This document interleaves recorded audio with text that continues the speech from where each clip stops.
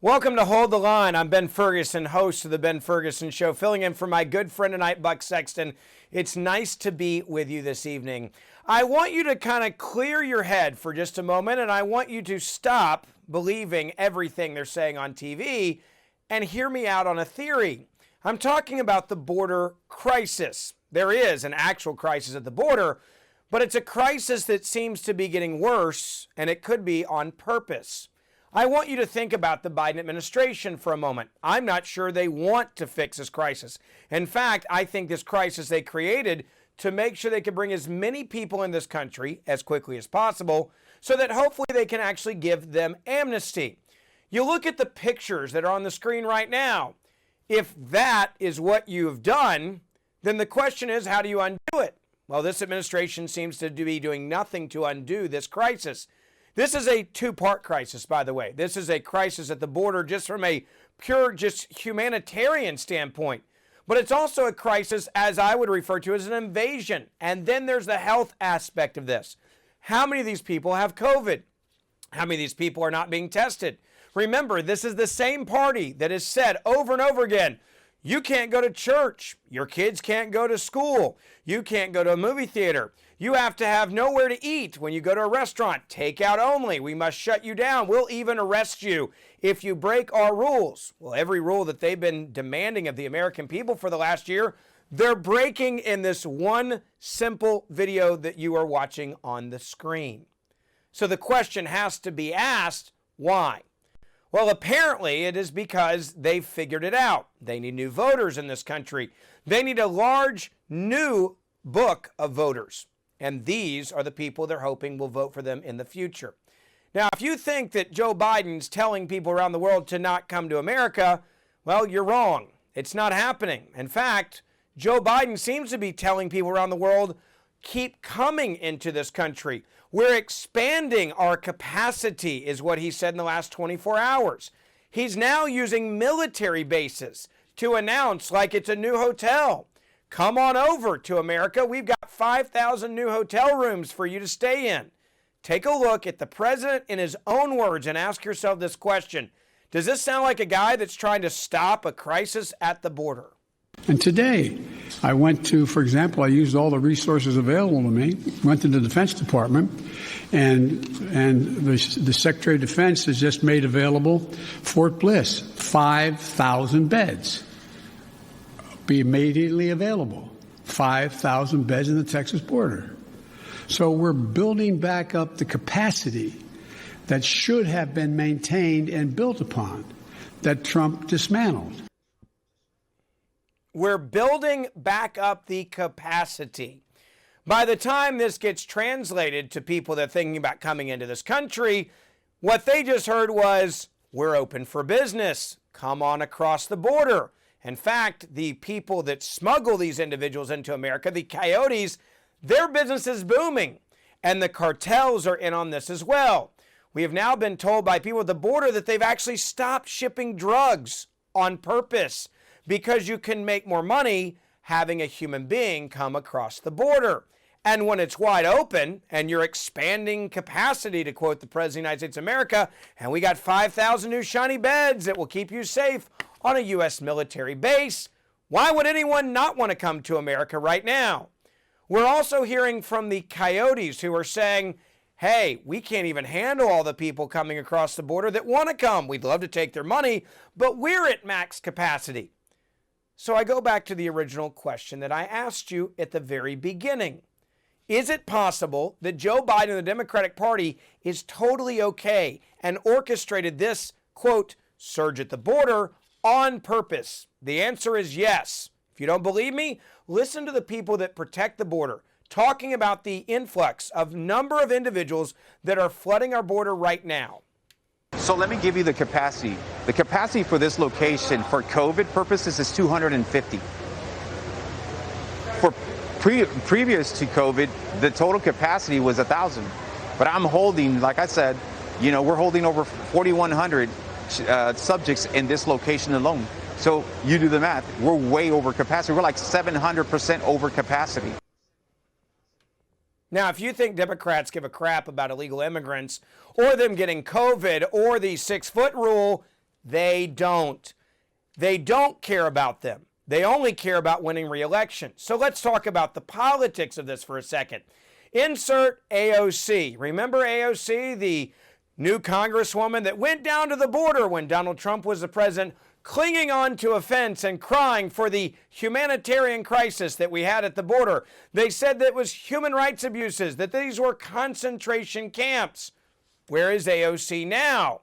Well, now she's saying that if you want to shut down the border, if you don't want these kids to be in cages, you're a racist. She went on an abnormal, weird, strange, odd, I'd even call it psychotic rant on her social media.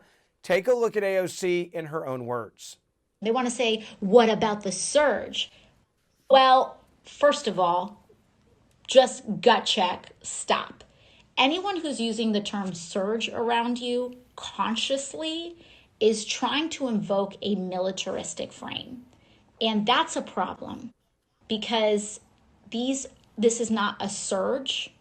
These are children and they are not insurgents and we are not being invaded, which, by the way, is a white supremacist idea. Okay, I'm not going to act like I'm a professor, but these two words are not synonyms. They have nothing to do with one another. We decided to make sure that we educate this moron who's in Congress by looking up the actual definition of the word surge and insurgent. Let's throw those up on the screen so that these morons of the left actually understand. So let me explain to you what a surge is. A sudden, powerful forward or upward movement, especially by a crowd or by a natural force, such as waves or a tide. Just so you know, we're not referring to Tide Pods. I'm saying that only to AOC. I'm referring to actual waves in the ocean. Let's compare that word and the meaning of it to the word insurgent. You ready for this? Pay attention, liberals.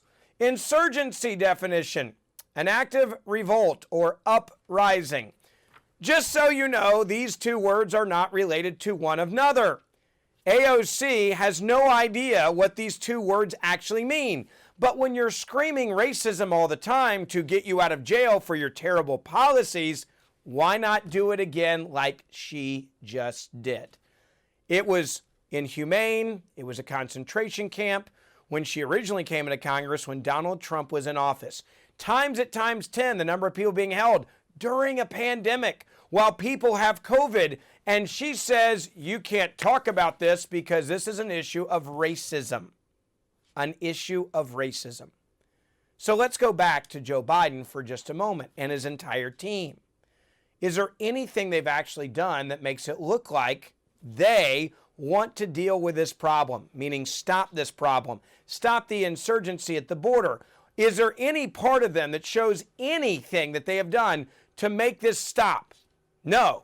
Why? Because they created it on purpose. They created this crisis on purpose so that they could have a massive influx of people coming to this country because they're going to hand out amnesty. Prove me wrong. What are they doing in Congress right now? They are actually trying to deal with amnesty. Remember back on January 1 when they said anyone that gets this country before January 1, we're going to hook them up with American citizenship. Here's a question. How do you prove when someone got to America when they break into this country?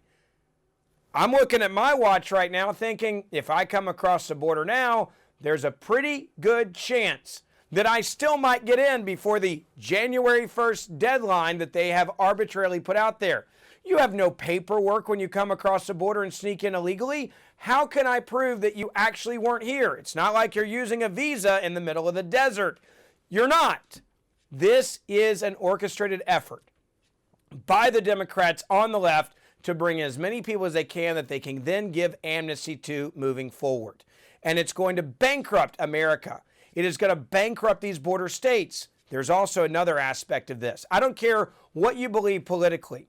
Knowing that we're dealing with a pandemic right now and unemployment rates that are going up, not down, every American should be angry that this many workers are now going to be coming into the United States of America. They're going to be competing for our jobs. We can't afford to have this crisis at the border. And the American worker certainly cannot afford to have this crisis at the border right now. But remember, this is the party that just spent $1.9 trillion on a COVID relief package where less than 9 cents of every dollar actually went to COVID. And they're now going to spend $4 to $5 trillion on a new green infrastructure bill. They'll send you a little money, of course, while they raise your taxes. That, my friends, is this new administration. Think about it. We'll be right back.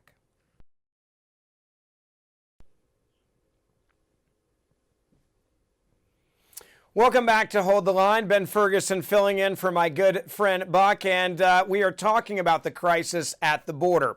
There are Border Patrol agents now that are saying this is the worst they have ever seen, the crisis at the border. Just take a look at this report from Fox. In the last 24 hours, you've had 1,940 apprehensions just in the last 24 hours. How bad are these numbers? You've been doing this for most of your adult life. How bad is it? Put this in perspective. Yeah, this is the worst I've ever seen. Unfortunately, I think there's more to come. I don't think this is a high point by any stretch of the imagination. If you think that's all, it's not. Guess what? There is millions and millions of dollars that are being made by cartel members and by coyotes who are bringing people across the border. Joining me now to talk about this is the Attorney General of Texas, a good friend of mine, Ken Paxton. Ken, I appreciate you coming on. You're in Austin right now, and I want to play for you some new shocking video that we just got from Univision. They actually found a coyote who is actually bringing human beings across the border and asked him how business is, and this is what he had to say in Spanish. ¿Es fuerte el negocio ahorita? ¿Se deja bien? Pues, a cómo está la situación con la gente, sí. Por lo menos, eso aseguran estos dos jóvenes que han creado un negocio muy rentable cruzando familias centroamericanas que vienen en busca de asilo. Nosotros nada más venimos para ganarnos el pan de cada día, como los demás. Pues la mera verdad, sí, hay demasiada gente, créanme que ahora con el beneficio que les está dando su nuevo presidente, la gente se animó más a venir. To quote him, he says there are too many people to bring across, business is booming, and it's all because of Joe Biden and all of the benefits your new president is giving people. You're seeing this firsthand, but now we're hearing it directly from these coyotes to Univision saying, this is all Joe Biden's fault. He opened up the floodgates to benefits, and now, in his words, people are finding the courage to come across the border or to take this journey from another country through Mexico. You're the Attorney General. Your reaction to that? So none of it's surprising. We saw this happen with President Obama. The very same policies had the very same results. And so when President Biden decided on his first day to say, basically, you can come across the border, we're not going to deport you, everything's good, he basically put out the welcome mat for this to happen. None of it should surprise us. We've done it before, and we're doing it again. It's just going to be a lot worse. Let's talk about the price tag here, and specifically to a state like yours. The resources that you're having to spend, the tax dollars you're having to spend, the time and the effort you're having to spend to deal with this. We're talking about hundreds of millions of dollars, and that's part of the point that you're making, the federal government now, and to the Biden administration is, hey, you're going to bankrupt us if you keep this up. Yeah, because we don't print money in Texas. We have a budget. We take in so many dollars from the taxpayers. We've tried to be a reasonable tax state by not taxing too much. And you throw this in on us, and we're talking, I think we're spending around $855 million a year, and that number is only going to go up. That's a lot of money. We're talking almost $1 billion a year from the taxpayers of Texas. Now multiply that across the country and multiply that by an even greater number as the numbers of people coming across the border go up. Well, let's talk about the health crisis here. You know, from a party that's mandating that you can't go to weddings, you can't go to funerals, you can't have even Christmas or Thanksgiving, that you must wear your mask. They want now to have these passports for COVID vaccinations, but no one apparently has to have a passport to come into the United States of America. If I go to Mexico right now for 3 days, I have to get a COVID test before they'll allow me back on the plane to come back to America. Meanwhile, you have a massive health crisis with all of these illegal immigrants coming across the border, and even the people that are being held in the facilities in Texas, many of them are going untested before some of them are even being released into society. Look, I know people that have been in these facilities, and they're telling me, and some of these are doctors, and they're telling me that these kids are so close together, and a certain percentage of them have COVID. they are for sure spreading it among each other, and then they're being released to families where they spread it even further. So it doesn't make any sense that supposedly the president's very concerned about COVID, and yet he's welcoming people into our country that have COVID. And then, as your pictures show, they're all confined in a very close proximity, and they're going to spread COVID and whatever else they're bringing with them. You know, we have shut down businesses in this country for nothing that looks close to what we're seeing on the screen. We have seen business owners be arrested for having too many people in their business after a certain arbitrary time at night. We have seen people lose their entire livelihoods in this country because of the lockdowns and saying you can't go to a sporting event or a movie theater. Yet what you're seeing at the border is being brought to you by the Biden administration. And I would argue at this point, it's very clear they're not trying to stop it. In fact, they're encouraging more people to come across the border by saying we're, quote, expanding capacity, as Joe Biden said in the last 24 hours. And we just opened up 5,000 new beds in a military base in Texas. In other words, keep coming. We're going to find a place for you. What's sad about this is not only is it affecting people in my state and across the country, children especially are at high risk of getting diseases and sometimes hundreds, if not thousands of miles where they're risking their lives. And the president is not doing anything to stop it. He's encouraging it, just as you said. And so he's responsible for these lives of not only citizens that are going to be harmed by increased crime, but just the being harmed themselves. It's going to be very interesting, AG, to see what happens moving forward. Clearly, you guys are going to have a lot of legal battles on your hands with this administration because it does not seem like they're going to stop this. They're going to continue to encourage it. It's going to suck their life financially and have a huge health risk to so many people in Texas. Good luck with this battle. I know many Americans are rooting for you guys to have some victories on this front. Thanks so much for coming on. Thanks for having me on. It is going to be a fight, but we're in it. Thank you, sir. We'll take a quick break. We'll be right back.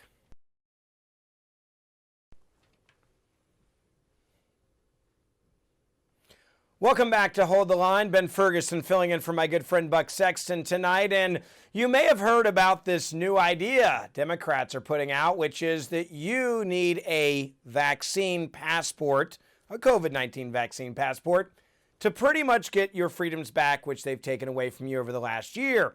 It's very simple how this would work, and of course you should want to jump on board with this because if you want to go out and eat dinner with your friends, maybe you want to go to a concert, you want to get on an airplane, you pretty much want to do anything that you should have the right to do every day in the freest country in the world, you now, they say, need a COVID vaccine passport, and they've already started working on this. Now, of course, they're saying, well, it's the private sector that really wants this. Insert the airlines. They say that the airlines have been putting pressure on the administration to have some sort of passports. They know that the people that are flying on these planes have all been vaccinated. Now, look, I'm going to get the vaccine. In fact, I have my appointment on Friday. I do not believe that I should have to get that vaccine to participate in basic life in America, going to the grocery store, getting a coffee, or meeting a friend for a movie. That's exactly what the Democrats are now doing. They're wanting to hold you hostage, making it where you can't even function. You couldn't even go to maybe a job interview if you don't have their passport. If you know anything about history, you might want to look back at what they used to do during World War II. Maybe we should look at history and what the Germans did when they made sure you had certain documentation to fit into society. Now, the scariest part about all of this is the fact that Democrats were the ones originally who actually came out and said they were skeptical of the vaccine because evil orange man Donald Trump was the one leading the charge to get this vaccine through Operation Warp Speed. Take a look at New York's favorite governor, Andrew Cuomo, talking about his skepticism as a reminder of where the Democrats were just a few months ago. We saw Dr. Fauci last night say that he trusts the experts at the FDA. How confident are you in the approval process of the FDA right now? Well, first, how confident am I? I'm not that confident, but my opinion doesn't matter. I don't believe the American people are that confident. You're going to say to the American people now, here's a vaccine, it was new, it was done quickly, but trust this federal administration and their health administration that it's safe. And we're not 100% sure of the consequences. I think it's going to be a very skeptical American public about taking the vaccine, and they should be. So let me get this straight. The only thing that changed from the vaccine is scary and maybe you don't trust it and maybe you shouldn't trust it and you should be skeptical is that Donald Trump was the president of the United States of America and he was the one that pushed for Operation Warp Speed. But now that we have a new president, Joe Biden, a guy that can't even walk up a flight of stairs, we're supposed to be totally cool with giving away all of our health information and begging them to give us a passport to be able to function in society today. The same party, by the way, that allows you to come across the border legally without any paperwork, but you and I are going to need it to go into a grocery store. Oh, and if you think Cuomo's the only one that's flip-flopping on this issue, no. There's a guy by the name of Anthony Fauci. Yes, he's the guy that is so narcissistic, he's now wanting you to believe that he is actually the one that you should be saying thank you to for Operation Warp Speed, not the evil orange man, Donald Trump. Take a look at what he had to say just this week. When I saw what happened in New York City, refrigerated trucks are now being mobilized as makeshift morgues, almost overrunning of our healthcare system. It was like, oh my goodness. And that's when it became very clear that the decision we made on January the 10th to go all out and develop a vaccine, we had a number of vaccine candidates, may have been the best decision that I've ever made with regard to an intervention as the director of the Institute. So now Dr. Fauci is all about taking credit for something that Donald Trump did. Something that Donald Trump did that Governor Cuomo said everybody should be skeptical of because Donald Trump was involved in it. And then we have this new rhetoric in this country, which is if you don't get the vaccine, you're trying to kill me. If you don't get the vaccine, you're un-American. If you don't get the vaccine, you're not being patriotic. And if you don't get the vaccine, apparently now you don't love Jesus either. That's right, we're going to blackmail you and publicly shame you into getting the vaccine. And we'll treat you like a leopard if you don't get the vaccine by not allowing you to go out in society because you won't have a passport. Take a look at what MSNBC actually said about Americans that will not get the vaccine or even just ask a question about it that won't get in line like a bunch of sheep. Well, Jesus said, I am the way, the truth, and the... When did that stop mattering to you? When did the truth stop mattering to you so much that you were willing to put other people's lives at risk? Greater love hath no man than to lay down his life for his brother. You're doing the opposite. You're going out of your way to kill people. I just want to know why. Mika, I don't understand why. You're going out of your way to kill people. I just want to know why. That is the coverage from NBC/MSNBC, that if you don't get the vaccine, which they told you to be skeptical of just a few months ago, if you don't get it, you're going out actively trying to kill people. You're a murderer, which brings me to the other problem that we have now. And that is the media is basically just treating it like, whether you like it or not, Americans, you're going to get the damn passport. You're going to have this passport no matter what. It's inevitable. So give up, get in line, and do what we tell you to do. CNN put it this way. Vaccine passport. Good idea, bad idea? I think it's a little bit inevitable at this point. I mean, I think a lot of companies are going to be demanding it. If the government doesn't get involved in it, you'll see a lot of private ventures doing it. Countries are going to demand it if Americans want to travel to those places. So I think of it as sort of inevitable. We just got to make sure we do it in a way that's fair to people. So it's inevitable. It's inevitable that I have to give up all my rights.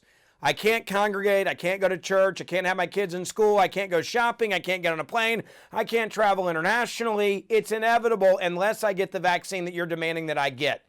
And if I don't get it, I'm then actively trying to murder people. This is not freedom, folks. I'll say it again. This is not freedom. This is socialism. This is a government that figured out how to strip all of us of all of our rights over the last year, and now they're willing to give us some of those rights back only if we do what they tell us to do. And if we don't, we hate Jesus and we're murderers. Welcome to the Democratic Party under Joe Biden. We'll be right back.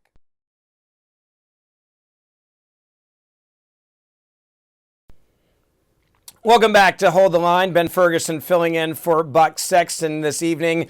And we've been talking about the crisis at the border. There are a lot of people that have been going to the border to see exactly what is happening, what the Biden administration is refusing to show you, which is the humanitarian crisis that is happening and also the health crisis with COVID-19. Joining me now to talk about this is Congresswoman Beth Van Duyne. Beth has actually been to the border. She has seen what is going on. She is in Texas as we speak, actually in Houston. Congresswoman, I appreciate you coming on today. You have been down there and seen this. This is clearly a humanitarian crisis. This is also a crisis at the border on a general level, and this administration doesn't seem to be wanting to stop this crisis. In fact, the Biden team has actually been saying we're going to open up new beds and expand, their words, not mine, their capacity to handle more immigrants coming across the border, which is shocking that they would be saying that and basically saying to these illegal immigrants and these coyotes, hey, come on over. We'd love to have more of you. The Biden administration is not only not stopping it, the Biden administration knew before they changed the policies what would happen. I was down in McAllen this last week, Monday and Tuesday, talking to Customs and Border Patrol, Customs and Border Protection, and talking to folks that were advisors to former President Trump, but came in with and advised President Biden that if you reverse these policies, if you put a 100-day deportation, a 100-day moratorium on deportations, if you stop the agreements that we have with the first safe country that people come in, if you stop these policies, this is exactly what's going to happen. You're going to have a surge at the border. You're not going to be able to handle it. You're going to be pulling away patrol that should be stopping things like cartels, terrorists, and drugs from coming over our borders, and they're going to be forced to process people. We don't have enough resources now. They knew this was going to happen, and they did it anyway. You know, one of the most shocking things about this, Congresswoman, is the fact that cartels are literally now switching, from what I've been told from border security, they're switching from smuggling drugs at the moment to smuggling human beings because it's more profitable. Talk about the financial impact. This is massive money that these guys are making, knowing that we're not stopping them from coming across. It is harder to smuggle, by the way, humans than it is to smuggle drugs. But when you have an administration saying, hey, we're going to open up a military base to 5,000 more beds. Hey, we're not telling you to not come. Hey, we're not going to send you back when you come across. These cartel members are pretty smart. This is the best bang for their buck at the moment. Well, if they're doing sex trafficking, they can sell a person a number of times a day versus just being able to sell a drug once. So yeah, you're absolutely right. And talking to folks with ORR or HHS, they'll tell you that sex trafficking and human smuggling used to be like mom and pop operations a few years ago. It's now turned into multi-billion-dollar business, where you are seeing it very organized. And the idea of opening up the borders, as was the rhetoric during the Biden campaign, they've been the Biden campaign, the Biden presidency, the Biden administration are the best friends that human smugglers and drug cartel have ever had. They are enriching them and empowering them every single day. And it's heartbreaking when you are down at the border and you were looking at a facility that was built for COVID restrictions to host and hold no more than 250 people. And they had 5,700 people there earlier this week. Bodies on bodies, not even a place on the floor that you could see because kids are lying down right next to each other. And you're showing the videos of that. I saw it firsthand. And it's one thing to see it on a computer screen, on a TV screen. It's quite another to be in there and see it all around. It's one pod after another pod. And for anybody who thinks that this is humane or compassionate, hasn't been down there. Under the Trump administration, they were keeping families together by having folks apply for asylum as a family in the first safe country that they came to. So they were keeping those units together. They were keeping kids out of cages. And what we're seeing now is an exact reversal. And what we were saying about, pushing all of those kids inside to cities all around the country is exactly what's happening. They have so many people at the border. Instead of preventing them from coming to begin with by ripping up some of the agreements that we had with other countries. Instead of that, what they're doing is they're making makeshift centers. They're calling them decompression centers, one of which is in Dallas. I saw it last week, where in 3.5 days they opened it up. They were at 2,300 kids within 5 days, and they're pushing them out. They're processing them through. They're putting them into our communities with very little shedding at all. They're not really looking at any paper. They're not having them come to court. They're pushing them as fast as they can and bringing more to take their place. The 5,700 people that we saw. Yeah. Yeah, no, I want to ask you also about one of your colleagues. There was the famous picture before you became a congresswoman of AOC at that chain link fence crying because of the inhumane human rights abuses. Her words, the concentration camps, her words that we had under the Trump administration. AOC is nowhere to be found. In fact, she did a very strange and weird social media video last evening where she actually is now claiming that it is the words that are being used by Republicans to want to shut down the border are white supremacist words, racist words. And yet this woman was down there crying. We now have a 3 or 4 or 5 time X number of people in an area. While we're dealing with COVID, when she was crying before, there was no COVID going on. You mentioned that these holding facilities should be at 250 people. You're talking about thousands and thousands of people, and these Democrats are nowhere to be seen. Are you guys even surprised as you work in Congress with these lefties that would have lost their minds? It would have been 24/7 coverage. CNN, all of them would have been down at the border with these, tragedy and things at the border like they did last time, times 100 under these actual conditions, and they're all looking the other way. Well, and they're allowing the Biden administration to keep the media out of it. You all have to be down there. You have to see it firsthand. And I'm sorry, but Kamala Harris, the vice president, needs to get down there. If she's going to be handling this crisis, she needs to see it firsthand. And you want to talk about a COVID environment? You had 5,700 people in that Donna facility. Not one of them had been tested for COVID. They are then being sent by plane, by bus, to cities across the country. And they are trying to test them if they show symptoms. But they had 22 kids that were found that tested COVID positive once they got to the Dallas facility. They were put in quarantine. But the fact is that they are coming into our country. They do have COVID at a time in the middle of a pandemic when you've got a president who wants to shut down and keep the economy shut down. It is unconscionable. It is completely inhumane. It's caused a crisis at the border, which is coming to a city near you. Well, and like you said before, and I think this is true, this is a crisis they manufactured, and this is a crisis that's clear that they're not trying to stop, and they're willing to continue it for weeks and weeks, maybe even months, to bring in more people in this country that I'm sure they know will eventually vote for them if they give them amnesty. Congresswoman, I appreciate your time. Thanks for your leadership on this issue, and I'm sure we'll talk again soon. I look forward to it. You take care. All right, coming up in just a moment, it's going to be some really entertaining quick hits for you. That coming up next.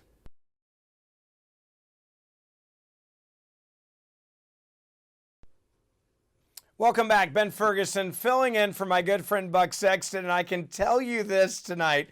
I've been looking forward to this segment all day long because not every day do you get to talk about Band-Aids being racist and also kids getting statues of themselves for pretty much doing nothing. So let's start with Band-Aids.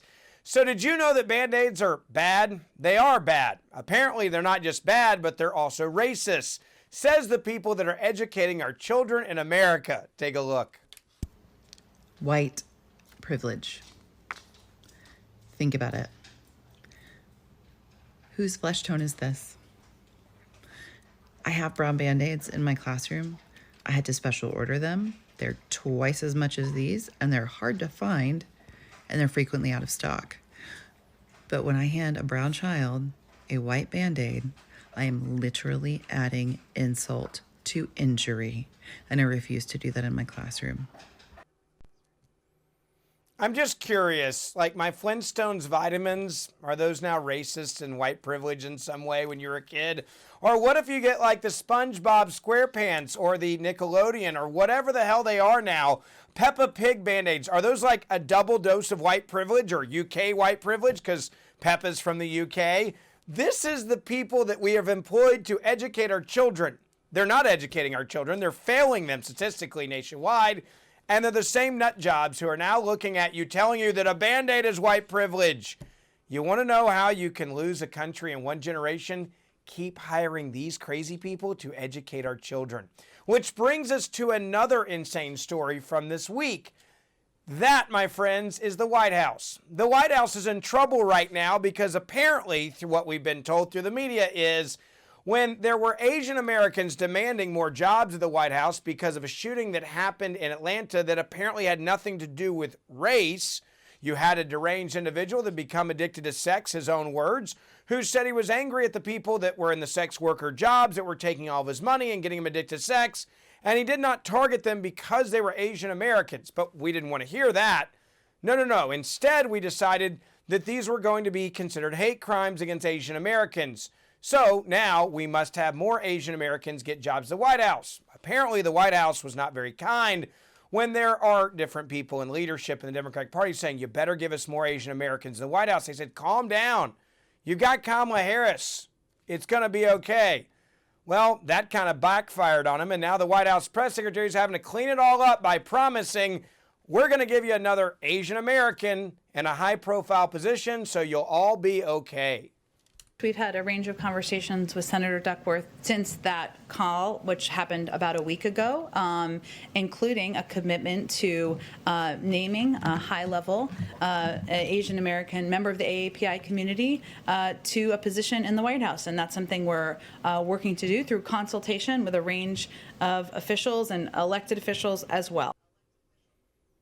I've been saying this for a while to the Democrats who continue to allow these types of standards to be used. They will come for you too. That's exactly what Duckworth just did to the White House. She said, watch this. You're going to give me the Asian American that I want. You're going to give them a high-profile job, and if you don't, I'll call you racist at the White House. They'll come for you too. Congratulations. They're now going after one another within the Democratic Party, calling each other racist. You can't make up this type of insanity. And yet here it is at this administration. Now, I want to go to something else that really is going to make you laugh. There was a CNN article that came out, guys, let's put this up there, that says that you cannot tell actually what a child is when they're born, whether they're a man or a woman, male or female. In fact, it says, though the two executive orders signed by NOAM do not explicitly mention transgendered athletes, referring to states that are getting rid of, or trying to protect, I should say, women's sports, they reference the supposed harms of the participation of males in women's athletics, an echo of the transphobic claim. Now, you go down a little bit here, and this is the part that's amazing.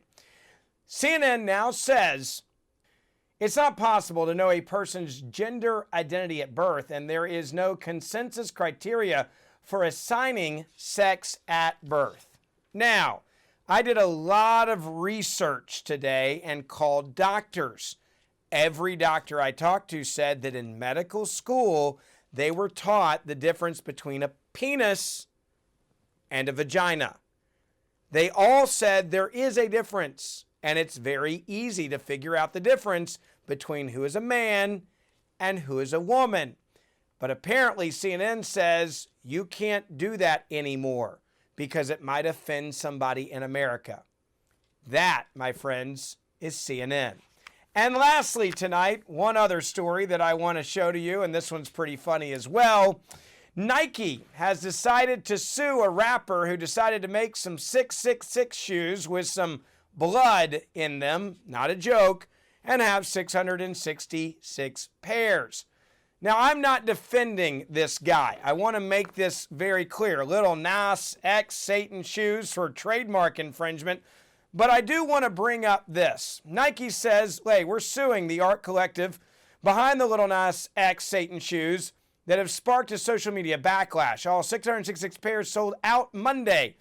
In its complaint, Nike asked the court to order this guy to permanently start fulfilling orders for the unauthorized Satan shoes. The lawsuit notes that the social media users have threatened to boycott Nike over the controversial shoes. Let me just say this. I'm not defending the shoes, but leave it to Nike, who uses sweatshops to actually get their shoes produced overseas, to now come in and say our feelings are hurt because a guy bought their shoes and did this to them. It's a little bit funny that now they're upset about this. All right, that's it for me tonight, filling in for Buck Sexton on Hold the Line. Coming up, a good friend of mine, Bill O'Reilly. He'll take it from here.